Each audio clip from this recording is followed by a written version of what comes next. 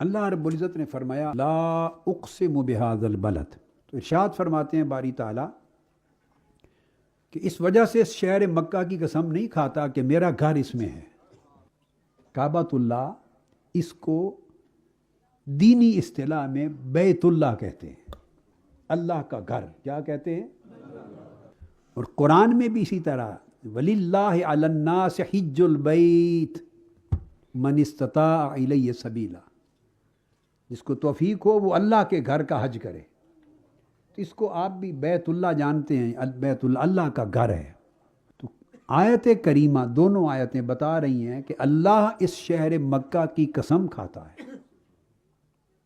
لا اقسم، فرماتے ہیں اللہ تعالیٰ میں اس شہر مکہ کی قسم کھاتا ہوں، اس وجہ سے نہیں کہ میرا گھر اس شہر میں ہے۔ وَأَنْتَ حِلٌّ بِهَذَا الْبَلَدِ، محبوب صرف اس وجہ سے کہ تیرا گھر اس شہر میں ہے،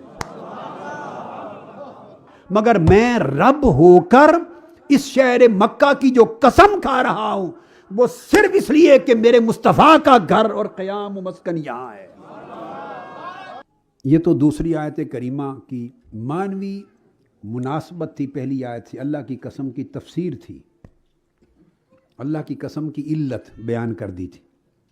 پھر اللہ رب العزت جو کہ رب ہے، یہ بھی امکان ہو سکتا ہے کہ اتنی وضاحت کے باوجود بھی کسی کے ذہن میں کوئی خیال آئے، تو اللہ رب العزت نے اس پر ایک تیسری آیت وارد کر دی اسی پر، اور وہ کیا فرمایا؟ وَوَالِدٍ وَمَا وَلَدَ، ایک اور قسم کھا دی کہ شہر مکہ کی قسم کھاتا ہوں صرف اس لیے کہ محبوب آپ کا قیام اور مسکن اس شہر کا ہے۔ اور پھر یہاں بات ختم نہیں کی، آگے آقا علیہ السلام کے میلاد کی قسم کھائی، الحم سے والناس تک، اور پہلے انبیاء علیہ السلام کی مقدس کتابوں اور صحیفوں تک۔ دیکھیے اللہ نے کسی پیغمبر کے میلاد کی قسم نہیں کھائی، صرف میلاد مصطفیٰ کی قسم کھائی ہے۔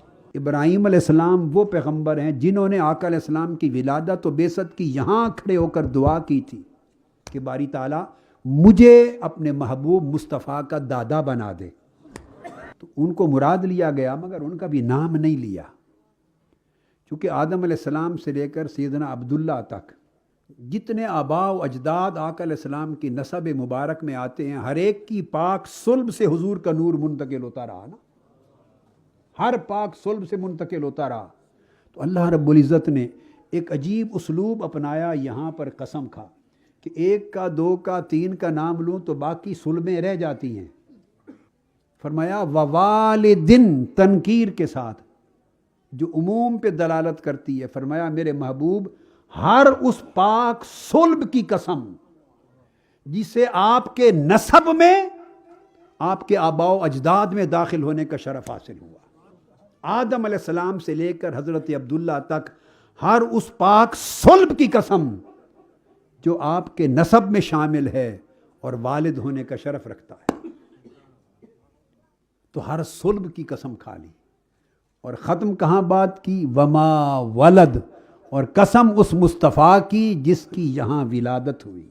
مکہ معظمہ ایک شہر ہے اور اس کے اندر کئی اماکن ہیں، ارد گرد مزدلفہ بھی ہے، عرفات بھی ہے، مینا بھی ہے، اور صفا مروہ بھی ہے، اور کعبۃ اللہ، یہ بے شمار اماکن مقدسہ ہیں، مقدس جگہیں ہیں۔ وہ جتنی مکانی عظمتیں تھیں، ان ساری عظمتوں پر حضور علیہ الصلوۃ والسلام کا مولد ہونے، یعنی حضور کی ولادت کی جگہ ہونے کی جو نسبت تھی، اس کو فوقیت دے دی۔ تو گویا مکہ کی افضلیت ان ساری برکتوں سے بڑھ کر مولد مصطفیٰ ہونے کے باعث ہو گئی۔ مکہ کی مختلف مکانی فضیلتوں میں اللہ کی قسم کی نسبت سے فضیلت جان لی کہ جب آقا علیہ السلام کا مولد بن گیا، یعنی حضور کی ولادت ہو گئی اس شہر میں، تو حضور کی ولادت نے تمام مقامات کی فضیلتوں کے مقابلے میں اس کو افضل بنا دیا۔